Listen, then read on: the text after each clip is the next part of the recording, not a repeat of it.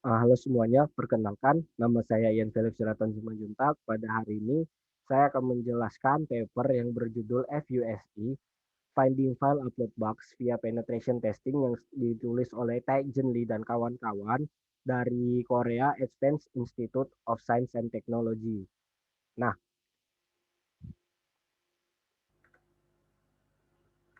seperti kita tahu, banyak web-web modern sekarang itu memperbolehkan user untuk mengupload sesuatu. Dapat kita lihat di sini contohnya pada Twitter kita diperbolehkan mengupload gambar, pada Instagram kita bisa mengupload video ataupun gambar, pada Facebook kita juga bisa melakukan hal sama. Contoh paling dekatnya itu bisa kita lihat pada My ITS Classroom di mana kita diperbolehkan untuk mengupload sesuatu misalnya PDF, dokumen, PPT dan lain-lain. Nah, sekarang setelah kita tahu apa itu namanya file upload, kita akan membahas bagaimana ataupun alur file upload itu. Ataupun di sini saya menulisnya dengan nama file uploading procedure. Yang pertama, ada kita di sini namanya user A. User A ini ingin mengupload yang namanya ndss.png. Tentunya dia akan melakukan HTTP post ataupun upload request ke server yang ada, ke web servernya. Nah, kode PHP-nya akan mengekstrak gambar yang diupload oleh user. Tapi biasanya dalam web server itu ada yang namanya dengan Web Application Content Filtering Checks. Apa ini fungsinya? Di sini saya menulis fungsinya sebagai Disable Uploading Specified File Types, di mana dengan adanya Content Filtering Checks ini, user dilarang untuk mengupload file yang tidak sesuai kepentingan yang ada. Misalnya di sini PNG, maka content filtering checks-nya selain PNG harusnya tidak boleh masuk seperti itu. Itu gunanya content filtering checks. Dan kalau kita misalnya sudah berhasil melewati content filtering checks ini ataupun tidak ada yang salah dengan yang kita upload, maka NDSS dan PNG-nya ini ataupun file yang kita upload akan disimpan di dalam web servernya. Nah, dari sisi user yang lain itu bisa mengakses apa yang kita upload itu biasanya via URL. Di sini contoh URL-nya adalah http://wsplab.com ndss.png. Ini adalah cara user lain untuk mengupload ndss.png ataupun mengakses ndss.png dari web server. Lalu server akan memberikan datanya lalu dirender di browser user ataupun dia bisa mendownloadnya di browsernya. Gambarnya seperti ini. Nah, tadi kita nih sudah bahas nih apa itu content filtering checks. Lebih dalamnya, content filtering checks itu berguna seperti ini. Misal, ada attacker, dia ingin mengupload yang namanya webshell.php yang di dalamnya ada kode sistem ls untuk melisting directory pada web server ini.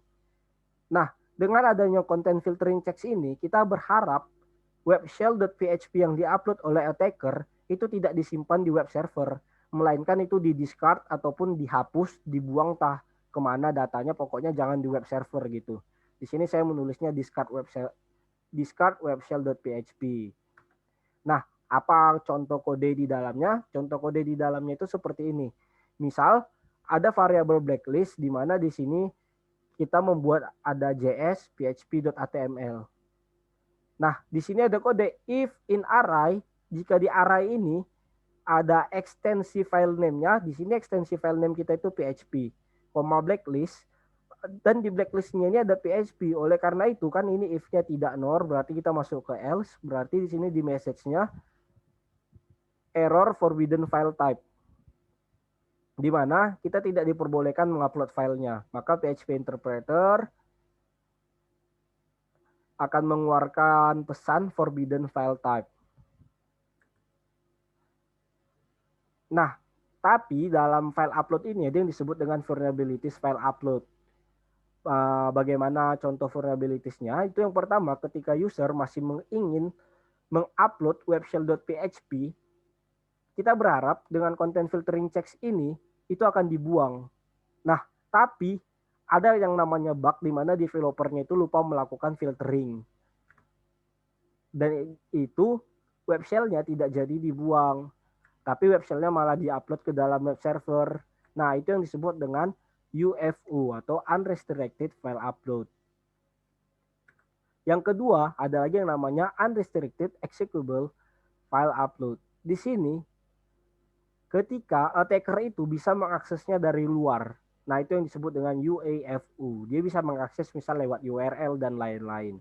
Sekedar mengingatkan, kalau dia bisa nge-bypass itu namanya unrestricted file upload. Kalau dia bisa dipanggil ataupun digunakan dari luar server, itu namanya UAFU, unrestricted executable file upload. Pada client side itu contohnya seperti ini. Misal di sini attacker ingin mengupload xss.html, isinya itu script JavaScript, alert, stringnya XSS. Nah, di sini kalau dia bisa nge-bypass content filtering checks-nya, folder xss.html ataupun file xss.html ini akan diupload ke dalam web servernya. Seperti kita tahu itu namanya UFU. Dan ketika di sini victim mengaksesnya melalui URL, maka setelah dibalas oleh server permintaannya, muncul di browser user itu seperti ini, JavaScript alert.xss. Nah, itu yang terjadi pada client side. Sekarang pertanyaannya, bagaimana cara kita mengetahui adanya UFO vulnerabilities? Perlu diingat di sini, setiap aplikasi web itu menggunakan content filtering checks yang berbeda-beda. Kita lumayan susah untuk menebak bagaimana cara mereka melakukan content filtering. Cara termudahnya adalah dengan membaca source code yang ada, tapi itu biasanya juga rahasia. Nah, berarti yang perlu diingat sekarang adalah bagaimana cara kita nge-bypass application specific check. Pokoknya kita bisa melewati filtering checks-nya. Yang kedua, kita harus bisa memastikan file yang kita upload itu executable ataupun bisa dijalankan. Ini yang disebut dengan preserving the execution semantic, di mana victim bisa menjalankannya melalui browser. Contohnya itu misalnya kita harus memastikan file yang kita upload itu kalau mau dijalankan di browser, itu minimal harus PNG, PHP, HTML, JS, CSS, dan lain-lain. Nah, contohnya itu apa? Gini. Misal, kita di sini attacker ingin mengupload webshell.php. Tapi kita tahu nih, di content filteringnya kan PHP dilarang. Oleh sebab itu di sini attacker pengen ganti menjadi .foo. FOO nggak dilarang kan tadi di content filteringnya. Kalau dia nggak dilarang, maka datanya itu akan disimpan di dalam web servernya.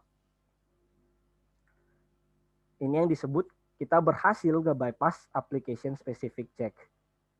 Nah, tapi kalaupun situs sudah bisa di-upload ke web servernya, di sini attackernya itu tidak bisa mengakses webshell.foo. Kenapa? Karena FOO ini bukanlah sebuah ekstensi yang bisa dijalankan di browser. Walaupun dia bisa mengaksesnya, tapi tidak akan terjadi serangan apa-apa karena webshell.foo ini bukanlah sebuah kode ataupun ekstensi yang dikenali oleh browser. Makanya kita di sini saya buat warna merah, kita tidak bisa nge-bypass yang disebut dengan preserving the execution semantic. Nah, di sini penulisnya mengambil kesimpulan bagaimana mereka nanti akan membuat sebuah tools yang bernama Fuse untuk mencari file upload bugs yang ada. Itu pertama mereka dengan caranya bagaimana nge-bypass application specific checks. Dan yang kedua, itu caranya mereka bagaimana memastikan file yang di-upload itu tetap bisa diakses melalui URL.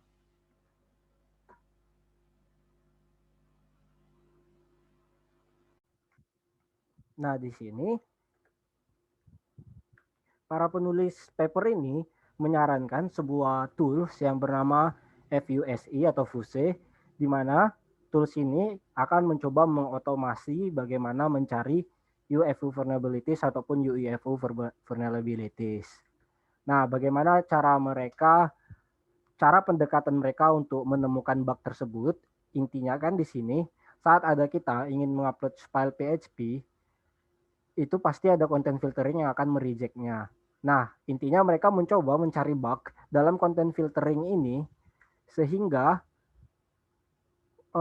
file PHP yang diupload ini ataupun file berbahaya ini tidak jadi di-reject, melainkan disimpan di dalam web server dan menjadi UEFO vulnerability.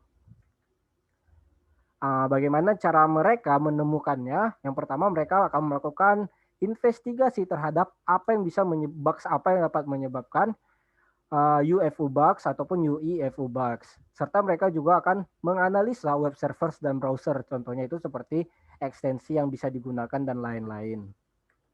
Nah, apa aja yang dianalisis mereka? Yang pertama, mereka akan cek the absence of content filtering. Apakah web aplikasi tersebut sudah memfilter apa yang akan diupload oleh user. Yang kedua, eliciting incorrect inference based on content. Mereka akan ngecek based on content-nya. Setelah ini akan kita lihat bagaimana maksudnya. Berikutnya juga mereka mencoba exploiting incomplete whitelist or blacklist based on extensions, di mana yang dilarang ataupun yang diperbolehkan itu tidak terlalu lengkap. Misalnya PHP sama PHP 7 itu kan sudah berbeda, tapi yang dilarang mereka cuma PHP saja. Berikutnya, bypassing keyword filtering logic based on content. Nanti ada tag-tag tertentu di mana web server itu bisa mendebak nama filenya itu berdasarkan konten. Itu nanti bisa dicoba di bypass. Dan berikutnya, hal yang dianalisis mereka adalah bagaimana bypassing filter logic based on content type. Nah, ini juga nanti akan kita bahas di slide berikutnya. Nah, setelah mereka melakukan analisis 5 hal tadi, lalu mereka mendesain 13 mutation operations, di mana mutation operations ini yang digunakan untuk mengelabui filter yang sudah ada di servernya. Di sini ada 13, itu contohnya yang pertama, mutation pertama ada prepending a resource header, mengubah headernya. Yang keempat misalnya di sini ada changing a file extensions, mencoba untuk menukar ekstensi filenya, dan lain-lain. Nanti contohnya akan saya jelaskan di slide berikutnya. Cara kerja dari Vue.c ini arsitekturnya seperti ini. Di sini ada chain coordinator, ada upload agent, ada upload validator, di sini ada web server. Upload agent ini tempat kita menguploadkan filenya, dan file kita ini nanti akan dimutasi oleh chain coordinatornya. Selanjutnya akan dicoba upload ke web server, lalu akan uploadnya ini divalidasi oleh upload validatornya, apakah ini merupakan sebuah bug atau tidak. Jadi our goal-nya di sini adalah finding UFO bugs. Pertama, file yang ingin kita upload akan dilakukan mutasi. Setelah dimutasi, lalu akan diupload ke web servernya. Lalu validatornya akan mencoba untuk mencari URL-nya, lalu menjalankannya. Kalau misalnya bisa dijalankan, maka nanti akan dimunculkan bahwa itu ada bug UFO dan UEFO vulnerabilities. Nah, kalau kita misalkan mengupload file atau apapun ke dalam suatu web server, headernya itu akan berbentuk seperti ini. Ada yang di sini namanya test.filename test.html, itu yang disebut dengan extension.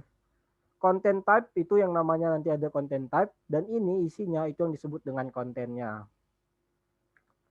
Nah, di sini misalkan kita ingin mengupload file yang bernama xss.html, di mana isinya itu JavaScript, kode JavaScript alert dengan string XSS. Maka di sini dapat kita buat file name-nya adalah xss.html, content type-nya text/html, dan kontennya adalah isi dari script ini.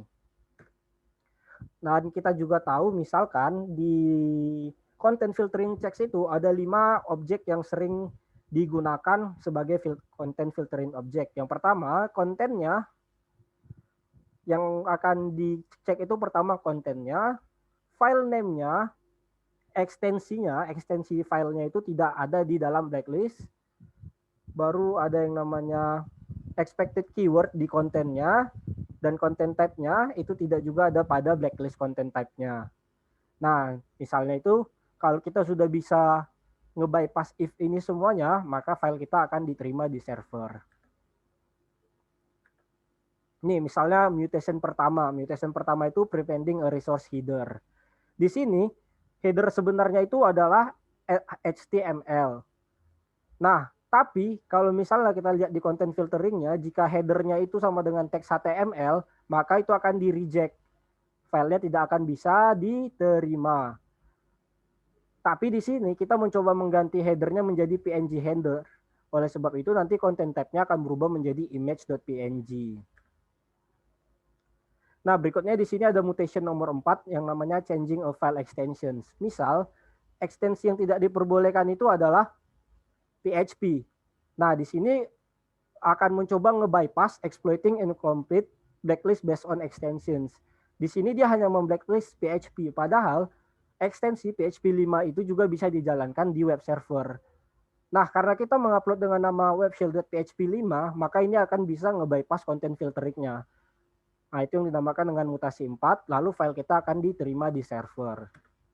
Nah, di sini ada contoh lagi yang namanya mutasi 5, replacing PHP text with a short text. Nah, misalkan di sini ada spesifik yang dilarang oleh mereka nih, bypassing keyword check based on content. Seperti tadi yang saya bilang, mereka buat keyword nih, kalau di kontennya ada tag PHP awal, maka reject filenya. Nah, di sini mereka mencoba menyerang dengan tanpa ada tulisan PHP yang disebut dengan short text PHP, hanya tanda lebih kecil, tanda tanya, tidak ada kata PHP-nya. Nah, kan ini tidak sama kan? Berarti file kita tidak akan di-reject, tapi akan diterima di server. Di sini juga ada mutasi ketiga yang namanya changing the content type of an upload request. Di sini para penulis paper ini akan mencoba nge-bypassing filtering logic based on content type. Misal, di sini kita mengupload xss.html.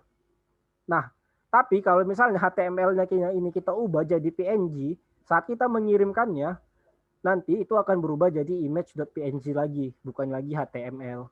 Nah, seperti itu adalah cara mereka nge-bypass filter-filter yang sudah ada. Dan di sini ada lagi contoh mutasi 1, prepending a resource user, digabungkan dengan mutasi 3, changing the content type of an output request. Di mana mereka pertama mencoba mengubah kontennya di sini mereka tambahi dengan header PNG, dan juga ekstensinya, content type-nya mereka ubah menjadi PNG juga. Content type-nya diubah menjadi image PNG, kontennya juga ditambah header PNG. Oleh karena itu, dengan seperti ini saja sebenarnya sudah bisa membypass content filtering checks yang ada, dan file yang ingin kita upload itu bisa disimpan di dalam server. Kesimpulannya yang pertama, seperti yang saya bilang, ini hanya mengingatkan, file yang ingin kita upload nanti akan dimutasi oleh change generatornya, atau di sini saya tulis mutator. Hasilnya itu nanti akan diupload. Setelah diupload, nanti akan muncul, akan divalidasi oleh validatornya apakah itu bisa dijalankan atau tidak. Dan kalau bisa, nanti akan dimunculkan UEFU vulnerabilities. Dan di sini para penulis mencoba di 33 popular PHP web application seperti WordPress, Drupal, MyBB, Monstra, dan lain-lain. Dengan web server Apache 2.4 dan PHP Engine yang biasa PHP 5.6 dan 7 serta 7.1. Apa yang ditemukan mereka? Mereka menemukan 30 UEFU vulnerabilities di 23 aplikasi dengan 176 yang bermasalah itu dengan upload request-nya. Itu seperti ada di WordPress, Concrete 5, dan lain-lain. Dari semuanya itu mereka sudah melaporkannya menjadi 15 CVE. 8 bugs-nya itu sudah diperbaiki dan 5 bugs-nya sedang diperbaiki. Sekarang di sini penulis juga mencoba menggabungkan tools mereka dengan tools-tools yang sudah ada lalu membuat perbandingannya. Yang pertama di sini penulis menggunakan Fluxploider, open source upload vulnerability scanning tool yang fungsinya sama untuk mencari kelemahan dari sebuah sistem, terutama pada upload-nya. Yang kedua, ada juga yang namanya Upload Scanner, itu sebuah ekstensi dari Burp Suite Pro untuk melakukan security testing pada web applications. Lalu dijalankan pada lingkungan yang sama ataupun tempat yang sama. Dapat dilihat di sini bahwa Fuse menemukan lebih banyak vulnerabilities dibandingkan Flux Exploder dan Upload Scanner. Kenapa Fuse di sini menemukan lebih banyak bug? Yang pertama, dengan menggunakan Fuse di sini para pengembangnya menambahkan ekstensi-ekstensi yang bisa digunakan di pada browser, seperti misalnya PHP 7, PHP, dan lain-lain, sehingga untuk mencoba semua kemungkinan blacklist-nya itu lebih banyak lagi. Baru di sini juga mereka membuat mutasi sampai 13, di mana setiap mutasi dari 13 itu bisa digabungkan satu sama lain yang membuat kemungkinan untuk menerobos suatu sistem itu lebih besar lagi berhasilnya. Dan di sini ada implementational issues-nya, di mana nanti setelah di-upload kita akan diberikan URL bagaimana untuk mengaksesnya secara otomatis. Dan di sini dapat kita lihat dari hasil semua percobaan mereka, ada 27 bugs ditemukan dari tidak adanya content filtering, exploiting the absence of checks content filteringnya kosong, tidak ada, itu ada 27 bug. Dan karena causing incorrect type inference based on content, adanya type yang salah pada kontennya itu ada 5 bug. Ada exploiting incomplete blacklist based on extensions, kurangnya blacklist terhadap ekstensi yang diperbolehkan itu paling banyak, ada 35 bug. Dan berikutnya keyword pada konten ada 6 dan check based on content type ada 5 bugs ditemukan, serta kalau menggunakan gabungan itu ada 6 dan 1. Di sini penulis membuat limitasinya adalah mungkin masih ada mutasi lain yang belum diperhitungkan sama penulis, karena di sini penulis hanya membuat mutasi sebanyak 13 mutasi saja. Dan di sini juga penulis itu menggunakan cara manual untuk melakukan eksaminasi terhadap kode yang akan dibangun, terhadap browsers dan terhadap PHP interpreters-nya juga. Dan kesimpulannya adalah FUSE ataupun Fuse yang disarankan oleh para penulis paper di sini itu adalah sebuah penetration testing tool yang didesain untuk mencari UFU dan UEFU vulnerabilities.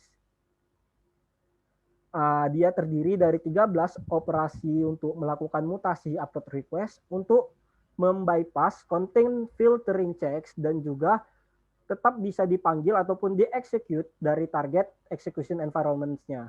Jadi kita tetap bisa memanggilnya melalui browser ataupun URL dan lain-lain. Ditemukan 30 UFU vulnerabilities termasuk 15 CVE dari 33 PHP application yang sebelumnya sudah saya tunjukkan. Dan Fuse ini dapat kita gunakan dengan mengakses GitHub wsplab.fuse. Nah, sekian presentasi saya tentang paper Fuse. Jika ada salah dan kurang mohon maaf. Terima kasih.